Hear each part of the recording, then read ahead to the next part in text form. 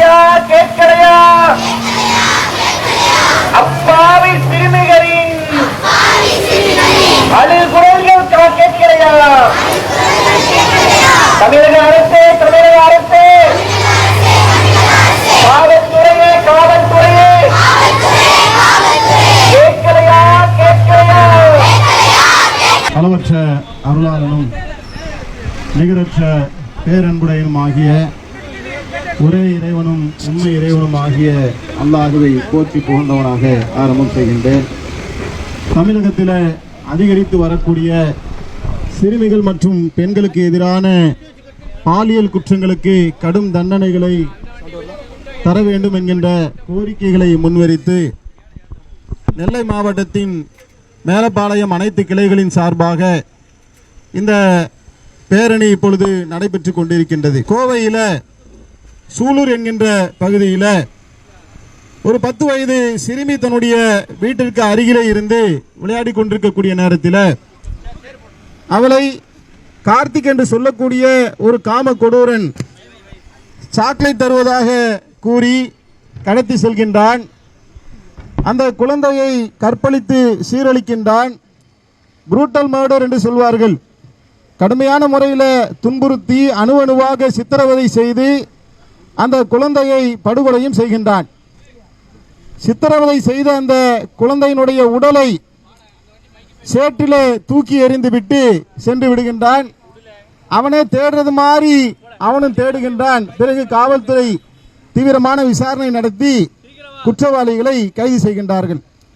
இந்த சம்பவம் என்பது தமிழகத்தில் இதுதான் முறை அப்படிங்கிற மாதிரி கிடையாது.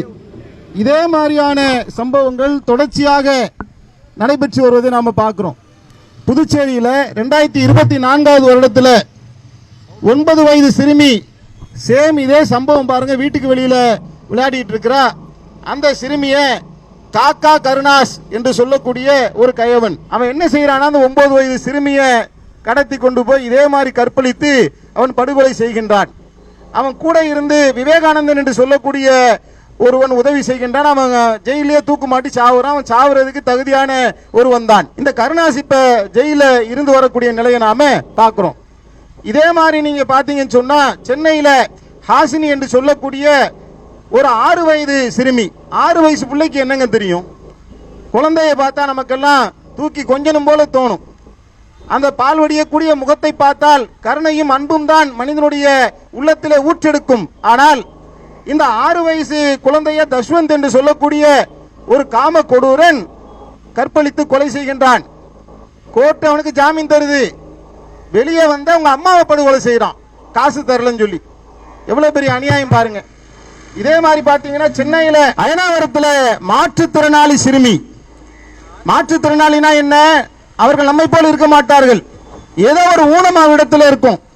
அப்படியாப்பட்ட அந்த 11 வயது சிறுமிய அந்த பிளாட்ல இருக்கக்கூடிய 17 நபர்கள் சேர்ந்து அதில் இருக்கக்கூடிய எலக்ட்ரிஷியன், வாட்ச்மேன், லிப்ட்மேன் இப்படி ஒவ்வொரு கயவர்களாக சேர்ந்து சேர்ந்து சேர்ந்து மாத கணக்கிலே அந்த குழந்தையை கற்பழித்து இறுதியில் படுகொலை செய்கின்றார்கள்.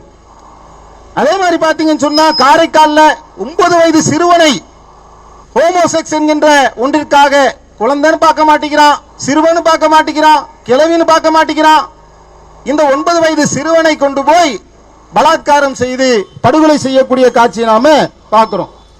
இதே மாதிரி காஷ்மீர்ல ஆஷிபா என்று சொல்லக்கூடிய குழந்தைய கோயில் கருவறையில வைத்து அந்த கோயிலுடைய பூஜாரி சஞ்சிராம் என்று சொல்லக்கூடியவன் கற்பழித்து படுகொலை செய்கின்றான். இதே மாதிரி உன்னாவ் என்று சொல்லக்கூடிய மாவட்டத்தில் 2017 பிஜேபி எம்எல்ஏ குல்தீப் சிங் என்று சொல்லக்கூடியவன் தன்னிடத்தில் வேலை கேட்டு வந்த ஒரு சிறுமியை வேலை தரன்னு சொல்லி கூட்டிட்டு போய் கடத்தி கற்பழித்து அதுக்காக வழக்கு கொடுக்க போன அவங்க அப்பா மேல பொய் கேஸ் போட்டு தாய் மேலேயும் வழக்கறிஞர் மேலேயும் காரை ஏற்றி கொள்றான். இவனுக்கு ஹைகோர்ட் ஜாமீன் தருது. அப்ப ஏன் இந்த நாட்டில் குற்றங்கள் குறையவில்லை? ஏன் இந்த குற்றங்கள் எல்லாம் அதிகரித்துக் கொண்டே இருக்கின்றது? ஆட்சிகள் மாறினாலும் காட்சிகளே மாறல.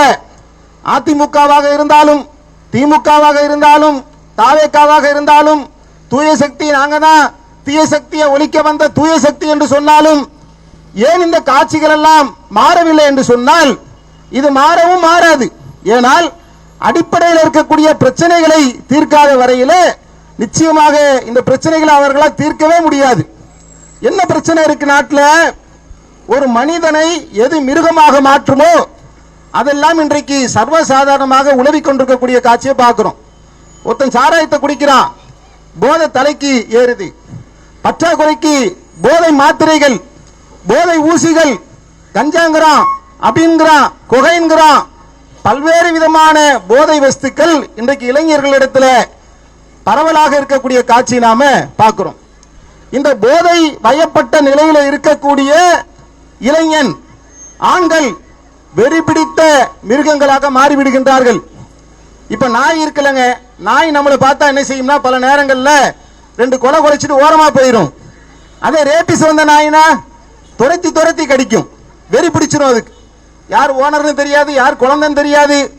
அந்த மாதிரி போதை வயப்பட்ட இவர்கள், மதுவினால் போதை வஸ்துக்களால் பாதிக்கப்பட்ட இவர்கள் மிருகங்களாக மாறி அலையக்கூடிய நிலையை நாம பார்க்கிறோம். பற்றாக்குறைக்கு ஆபாச இணையதளங்கள், செல்போனை எடுத்துக்கொண்டால் ஆபாசம் அள்ளி தெளிக்கப்படுகின்றது.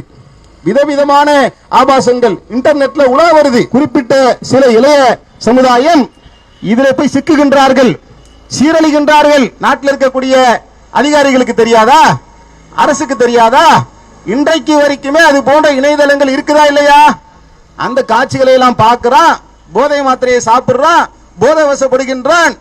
கையில யாரு கிடைப்பா என்று அலைகிறான்.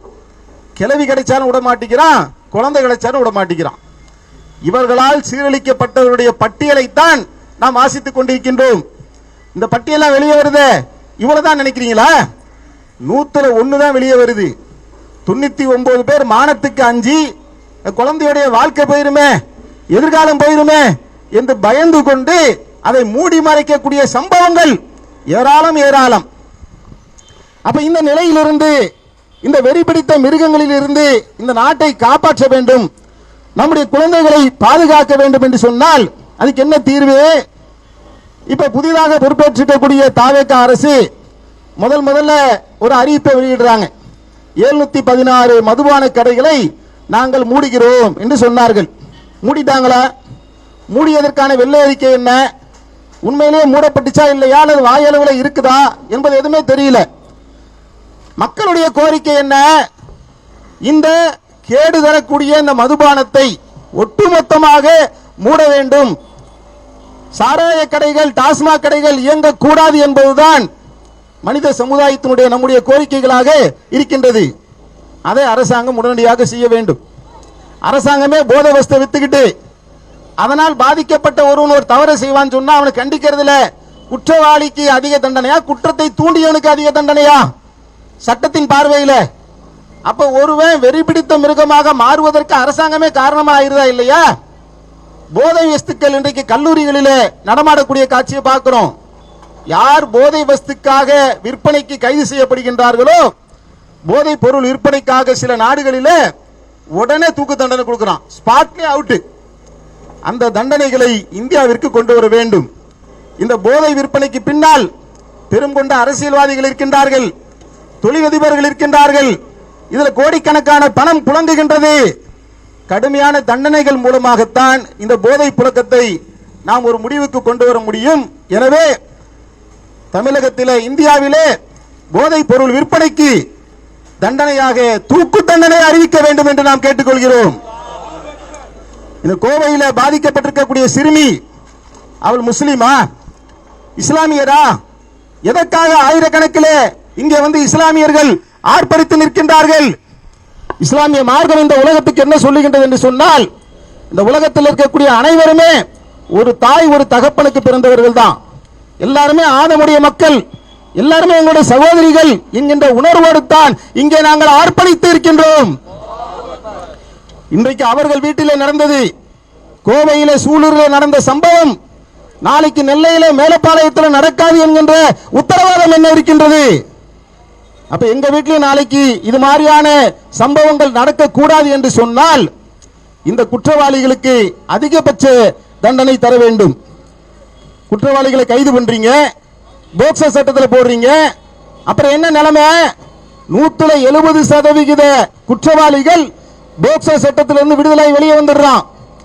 மீதி 30% குற்றவாளிகள் ஜெயில இருக்கான், ஜாமீன்ல வரான். இந்த தஷ்வந்த் என்று சொல்லக்கூடியவன் 9 வயசு சிறுமியே அவன் தான் கற்பழிக்கிறான், அம்மாவை அவன் தான் கொலை செய்யறான். ஆனா சுப்ரீம் கோர்ட் விடுதலை பண்ணுது. ஏன் விடுதலை பண்றீங்க? சுப்ரீம் கோர்ட் என்ன சொல்லுதுன்னா, போதிய ஆதாரம் இல்லை, சந்தேகத்துக்கு இடமில்லாத வகையில் நிரூபிக்கவில்லை, அதனால் நாங்கள் விடுதலை செய்கின்றோம் என்று இந்த காம கொடூரர்களை நீங்கள் சர்வ சாதாரணமாக விடுதலை செய்கின்றீர்களே, எப்படி குற்றம் குறையும்?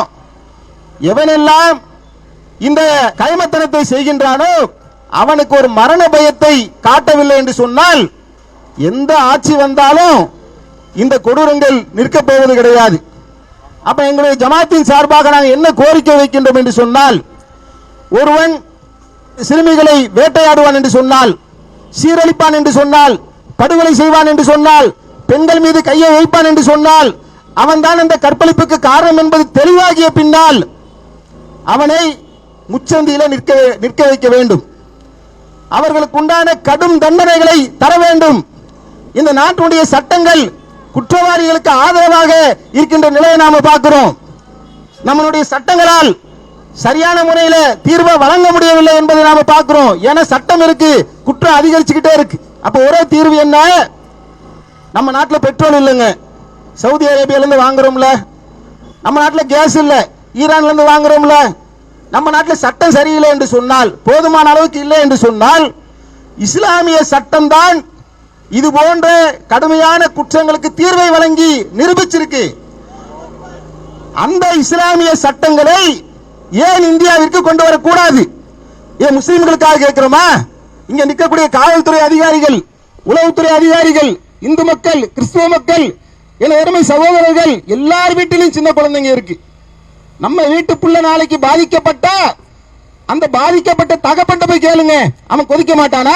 அந்த உணர்வை இஸ்லாம் வரவேற்குது. அந்த தண்டனை கொடுக்கணும். மேலப்பாளையத்தில் முச்சந்தில கொண்டு வந்து நிக்க வைக்கணும், கிரேனை கொண்டு வரணும், கழுத்துல தூக்க மாட்டணும், ஊரே பார்க்கக்கூடிய நேரத்தில் தூக்கல ஏத்தணும். நியூஸ் 7ல லைவ் பண்ணு, புதிய தலைமுறையில் லைவ் பண்ணு, 24x7 லைவ் பண்ணு. உலகத்தில் இருக்க மீடியாக்கள் எல்லாம் அதை காட்ட வேண்டும். அதை பார்க்கக்கூடிய குற்றவாளிகளுக்கு, ஆஹா நம்ம குழந்தை மேல கைய வச்சா, பொம்பளை மேல கைய வச்சா, பெண்கள் மீது கைய வச்சா நம்மள முச்சந்தில வச்சு கழுவுல ஏற்றி கொள்ளுவான், தூக்குமாட்டி சாவடிப்பான், கல்லால் இருந்து கொள்ளுவான் என்கின்ற மரண பயத்தை கொடுக்க சொன்ன போக்சோ சட்டத்தில் போட்டு சிக்கன் பிரியாணி போட்டு வாரத்துக்கு ஒரு நாள் பணம் காட்டிக்கிட்டு இருந்தோம் சொன்ன எப்படி இந்த குற்றங்கள் குறையும்? எனவே இந்த குற்றவாளிகளுக்கு இஸ்லாம் சொல்லக்கூடிய கடும் தண்டனைகளை தர வேண்டும், உடனடியாக தர வேண்டும். அந்த சட்டங்கள் வருவதற்கு முன்னால் இந்த கோவை வழக்கில் ஈடுபட்டிருக்கக்கூடிய இந்த குற்றவாளிக்கு உடனடியாக தூக்கு தண்டனை வழங்க வேண்டும் என்று இந்த பேரணியின் வாயிலாக கேட்டுக்கொள்கின்றோம். எங்களுடைய கோரிக்கை மட்டுமல்ல, ஆளும் அரசியல்வாதிகள், பொதுமக்கள், சமூக வலைதளங்களில் பாருங்க, சவுதி அரேபியாவில் இருக்கக்கூடிய கடும் சட்டம் வேண்டும் என்ற கோரிக்கை மக்கள் கோரிக்கையாக இருக்கின்றது என்பதை ஏற்றுக்கொண்டு கடும் சட்டங்களை நிறைவேற்றுவோம். இதன் மூலமாக நம்முடைய குழந்தைகளை பாதுகாப்போம் என்று கூறி என்னுடைய உரையை நிறைவு செய்கின்றேன். வாஹிருதுவானா அல்ஹம்துலில்லாஹி ரப்பில் ஆலமீன். அல்லாஹு அக்பர், அல்லாஹு அக்பர்.